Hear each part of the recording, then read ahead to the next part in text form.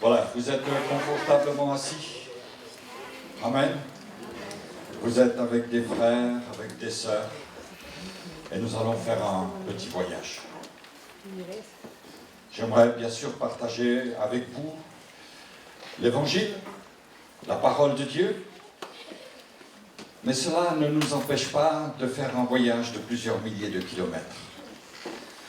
Un voyage qui nous conduit non pas à la crèche, dans un premier temps, mais dans l'Orient lointain.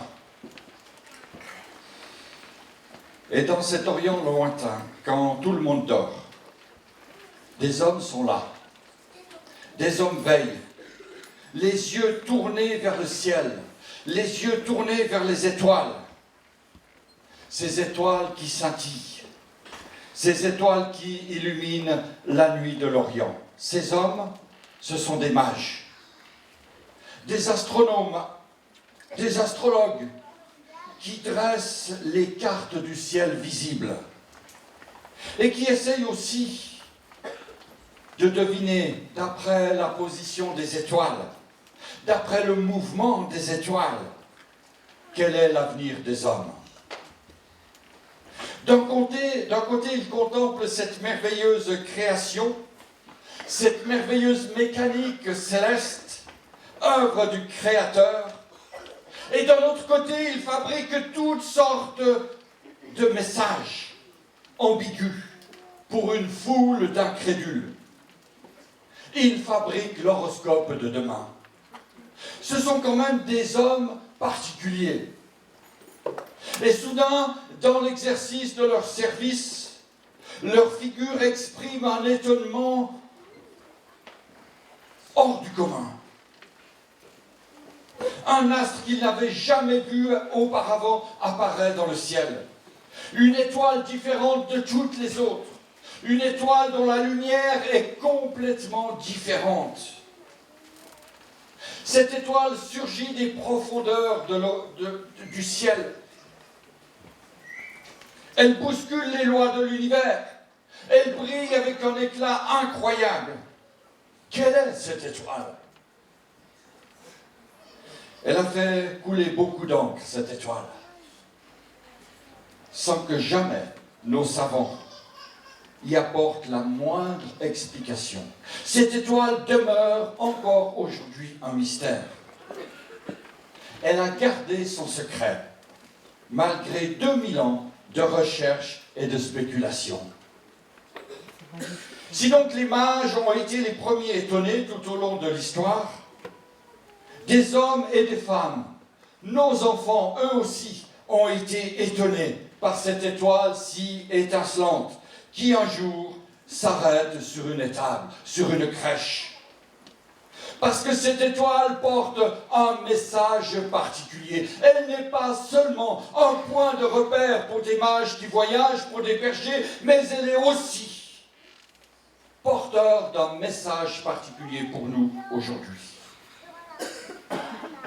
Pour les mages, ce message révélé de façon si remarquable ne pouvait concerner qu'un personnage, tout aussi remarquable, il est vrai. Aussi n'hésitent-ils pas à faire le voyage, à partir avec leurs faibles moyens, les lents moyens dont ils avaient à disposition. Et ils se rendent à Bethléem, ils se rendent en Palestine. Et là, ils vont connaître un second étonnement. Ils s'attendent, puisque c'est un roi qui naît, à aller au palais, à la capitale, chercher le palais, chercher le bébé qui vient de naître, le fils du roi qui vient de naître.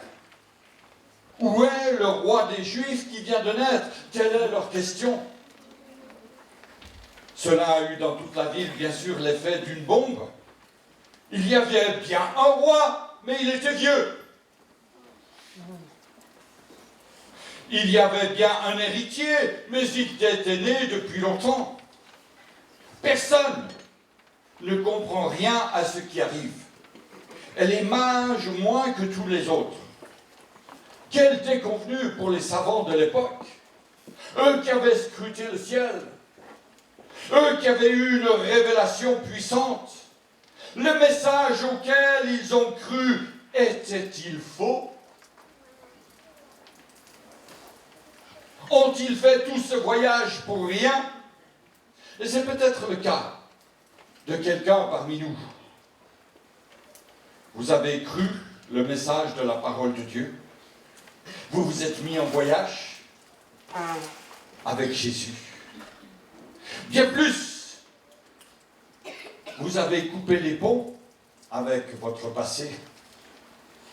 Et peut-être même avec des amis. Parce que votre comportement a changé. Parce que votre vie a été transformée. Vous vous êtes mis dans la minorité. Et voilà qu'au moment de toucher le but, Dieu vous fait défaut. Il vous semble que quelque chose vous échappe. Vous ne comprenez plus à ce qui est en train d'arriver, de se passer. Vous vous retrouvez livré à vous-même, déboussolé. La réalité ne semble plus correspondre à la confiance que vous aviez mis en Dieu il y a quelque temps. Et comme les mages, vous devez affronter des questions qui restent sans réponse. Que vont-ils faire, ces mages? Qu'allez-vous faire, monsieur, madame? Rentrer la tête basse, déçus? Déçus par le message de Noël? Déçus par le message de la vie? Au contraire, les mages relèvent la tête et ils font ce que chacun de nous devrait faire dans les moments difficiles, relever la tête.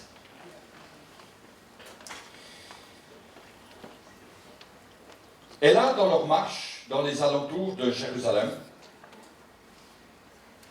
apparaît de nouveau l'étoile qu'ils avaient vue en Orient. Dieu honore une fois de plus leur foi qui était ébranlée. Cette étoile leur apparaît tout à nouveau, comme étant celle qui conduit, comme étant celle qui dirige, comme étant celle qui met dans leur cœur un zèle nouveau pour aller adorer le roi des rois. Et notre désir ce matin, c'est qu'au-delà de la fête de Noël, vous ayez un zèle nouveau dans votre cœur. Les mages partent de la capitale, ils sortent de ce lieu où, somme toute, il n'y a pas de roi. Il n'y a pas le fils du roi des rois. Ils partent, ils sont dans la campagne. Et là, tout proche de l'étoile, qui avance toujours, ils savent que leur vie est conduite par le Créateur. Et voilà que cette étoile s'arrête au-dessus de cette étable. Oserais-je dire une misérable étable? Mais où cela va-t-il les conduire? Alors qu'ils ont prévu aller dans un palais, ils se retrouvent dans une étable. Alors qu'ils ont voulu aller dans la capitale, ils se retrouvent dans un village de bergers, où ça sent le fumier.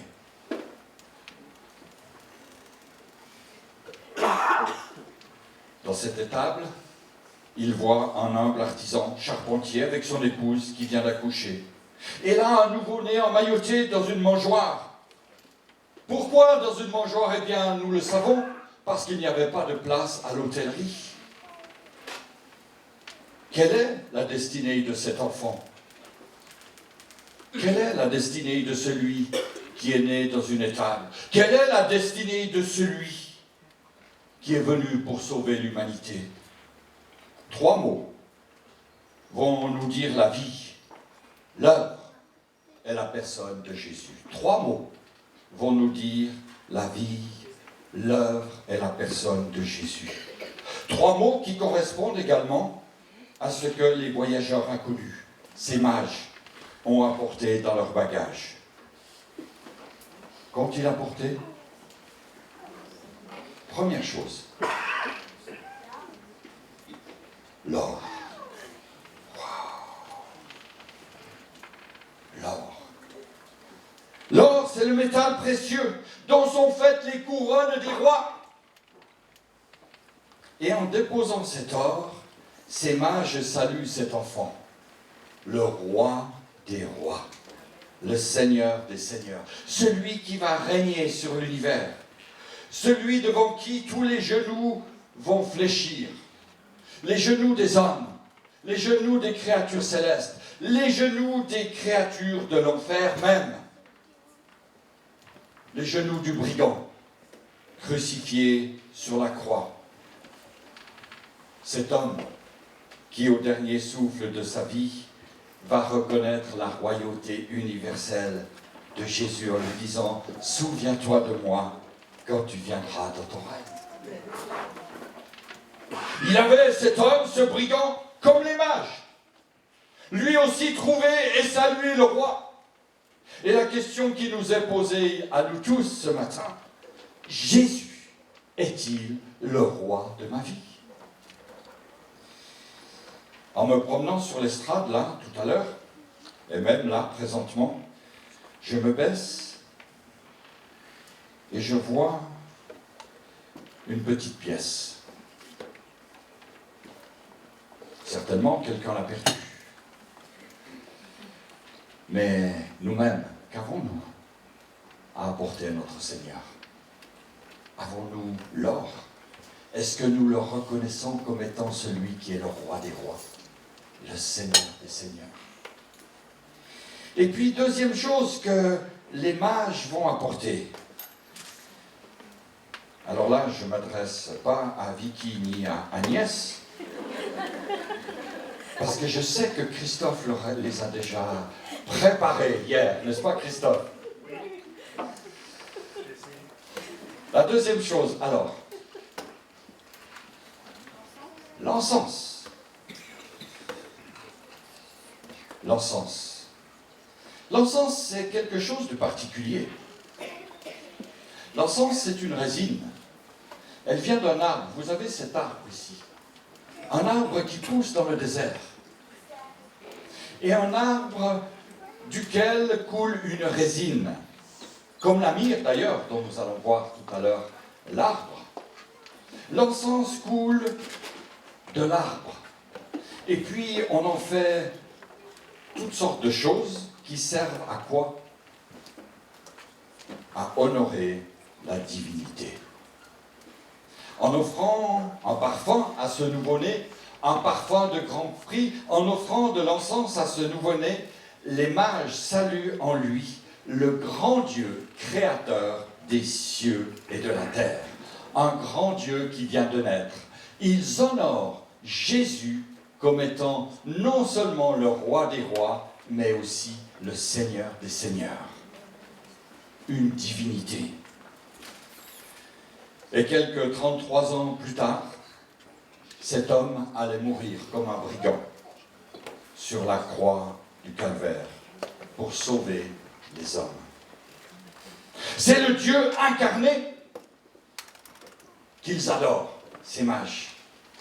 Et en cela, ils rejoignent les anges du ciel, dont il est écrit dans Hébreux 2, verset 6, que les anges de Dieu l'adorent. Alléluia. Et puis cette attitude va donner l'exemple au disciple Thomas qui à son tour s'écriera en voyant les mains percées du Seigneur, mon Seigneur et mon Dieu. Avec eux, avec ces hommes, avec les mages, je m'incline devant le roi des rois. Les enfants sont montés devant le Fils de Dieu. Ils ont apporté leurs prières, ils ont apporté leurs supplications, comme étant celles qui sont les sujets qui les préoccupent, le fond de leur cœur. Mais ils ne se sont pas adressés au petit Jésus dans la crèche, ils se sont adressés au Seigneur des Seigneurs. Pouvons-nous, à notre tour, dire qu'il est Dieu, ce Jésus? Dire que nous l'adorons en esprit et en vérité? Dire qu'on le sert de tout notre cœur, de toute notre âme, de toute notre force, de toute notre pensée? Je pose la question, à vous d'y répondre.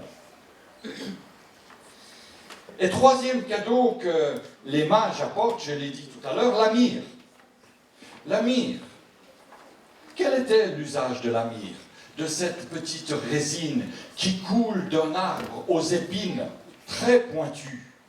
Un arbre du désert également, dont les épines sont pointues et dont les épines nous font penser à la croix, à la couronne d'épines que Jésus a portée. Quel était l'usage de la myrrhe? Elle servait à l'embaumement des morts. La myrrhe, c'est pour les morts. Mais Jésus est vivant, il est dans la crèche, ce bébé. Oui, mais il va mourir. Et en apportant à Jésus de la myrrhe, ces mages savaient que sur cet homme, sur ce bébé, sur cet enfant, se profilait l'ombre de la mort. L'ombre de la mort qui allait sauver l'humanité.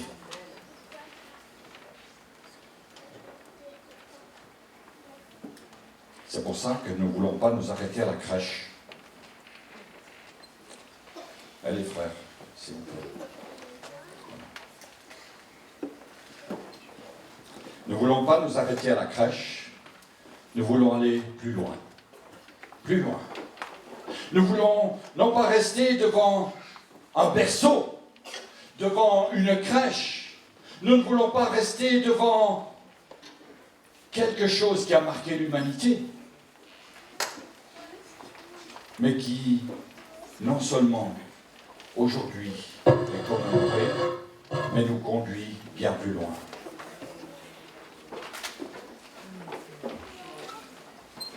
La myrrhe veut donc dire que la crèche s'achève par la croix.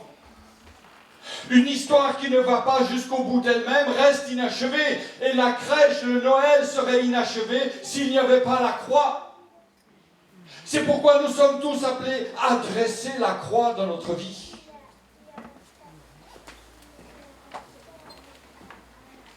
De même, la vérité de la crèche, elle est tronquée si elle ne nous conduit pas à la repentance. Celle de la croix.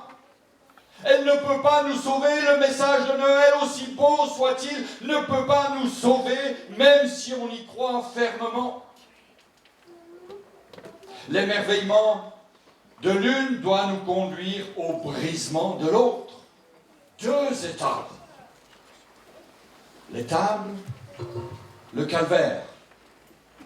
La joie de la naissance, la tristesse de la souffrance et de la mort. La crèche, elle amène Dieu aux hommes. La crèche a ce message d'amour du Père qui a donné son Fils, qui s'incarne, qui prend nature humaine. Et la croix, cette croix du beau Golgotha, cette croix du calvaire, mène les hommes à Dieu. Alléluia. Elle amène les hommes à Dieu, quels qu'ils soient. De quelque race, de quelque couleur de peau, de quelque langue, de quelque statut social, la croix amène les hommes à Dieu. Quel cadeau extraordinaire! Et c'est là, devant le crucifié, que l'on doit faire son mea culpa. C'est là, devant le crucifié, qu'on vient repentant. C'est à lui qu'il faut apporter sa myrrhe et dire, comme le brigand repentant de la croix, pour nous c'est justice, nous recevons la condamnation que nos péchés nous ont mérité. Mais celui-ci n'a rien fait qui ne se dût faire. Seigneur, souviens-toi de moi quand tu viendras dans ton règne. Alléluia. C'est la parole du brigand sur la croix. Et c'est lui, de lui, le futur juge de l'univers, que viendra l'acquittement de nos fautes, en des termes que chacun peut s'approprier pour lui-même. Un jour, le Seigneur nous dira, entre dans la joie de ton maître. Rappelons-nous ce qu'il a dit au brigand de la croix, aujourd'hui, tu seras avec moi dans le paradis. L'or, l'encens, la myrrhe. Quel cadeau extraordinaire pour un roi incomparable. En effet, ce roi incomparable, ce Jésus, ne peut être comparé à nul autre. Sa naissance est un miracle. qui confond la raison des sages, et dont chaque savant sous le ciel n'a jamais pénétré le secret. C'est un secret de Dieu. Sa naissance est un miracle. Sa vie est un miracle. Imaginez, le Fils de Dieu, il a revêtu nature humaine afin de pouvoir racheter l'espèce humaine. Il est devenu Fils de l'homme afin que nous devenions enfants de Dieu. Il a vécu dans la pauvreté, grandi dans l'obscurité. Une fois seulement dans sa jeunesse, il a franchi la frontière de sa patrie. Il n'a pas eu l'avantage d'une instruction, ni au cycle d'orientation, ni au collège, ni à l'école de commerce, ni à l'Uni, ni à l'école d'ingénieur. Et pourtant, quelle influence cet homme! Il a été un sujet de terreur pour les rois. Jeune garçon, il a étonné et embarrassé les docteurs de la loi. Dans l'âge mûr, il a commandé à la nature, il a marché sur les eaux, ordonné à la mer de s'apaiser. Il a rendu la santé à des corps malades, à des multitudes d'hommes et de femmes qui venaient à lui. Ressuscité des morts par le seul pouvoir de sa parole. Alléluia. Il n'a jamais écrit un livre.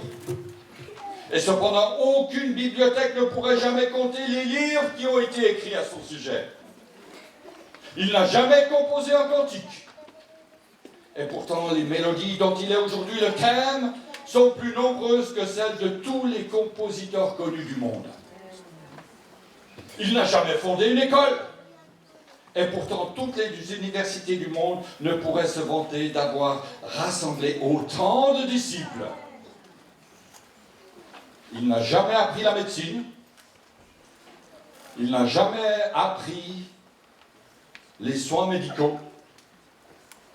Mais qui donc pourrait dire le nombre de cœurs brisés, le nombre de corps malades, le nombre de corps brisés par la souffrance, qui, depuis 20 siècles, ont trouvé en lui la guérison? Il n'a jamais commandé une armée, il n'était ni soldat, ni officier.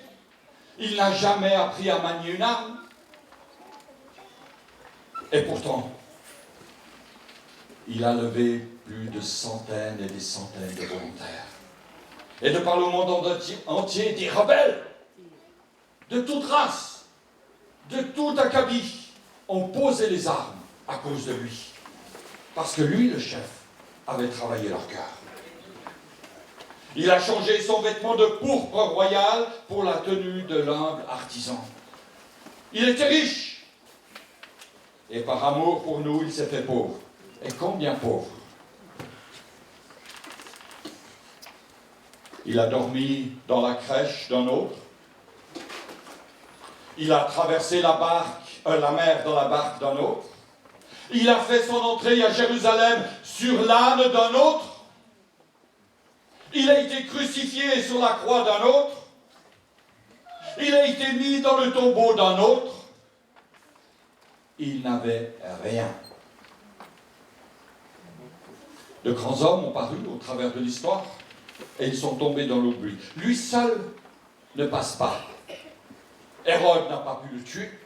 Satan n'a pas pu faire obstacle à son œuvre. Alléluia. La mort n'a pas été capable de le retenir, de le détruire, ni le tombeau. Parce qu'il est puissant. Il est le Christ incomparable, l'admirable annoncé par la voix du prophète dès les temps anciens. Sa personne est le grand miracle de l'histoire et de la race humaine. Son visage d'homme rayonne la gloire éternelle du Très-Haut. Sur la croix, des esclaves et des criminels, il est mort pour l'amour de ton âme égarée, pour l'amour de mon âme perdue. Il a donné le meilleur de lui-même. Il n'a pas choisi le lieu de sa naissance, mais le Père a choisi le lieu de sa mort. Il n'a pas choisi avec qui il allait mourir, avec qui il allait naître, mais il l'a fait pour toi, pour moi. patiemment, année après année, sur les sentiers du doute, sur les sentiers de la crainte où vous êtes peut-être encore aujourd'hui. Jésus nous cherche. Et il se trouve, mon frère, ma sœur, mon ami, monsieur, madame, non pas à la crèche, mais à la croix. Maintenant, cette voix vous parle, elle vous dit, ouvre votre cœur.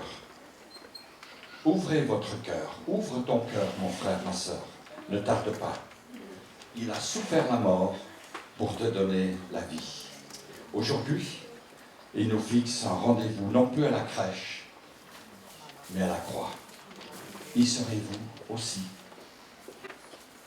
Nous voulons courber nos têtes, je demande au groupe de musique de se mettre en place.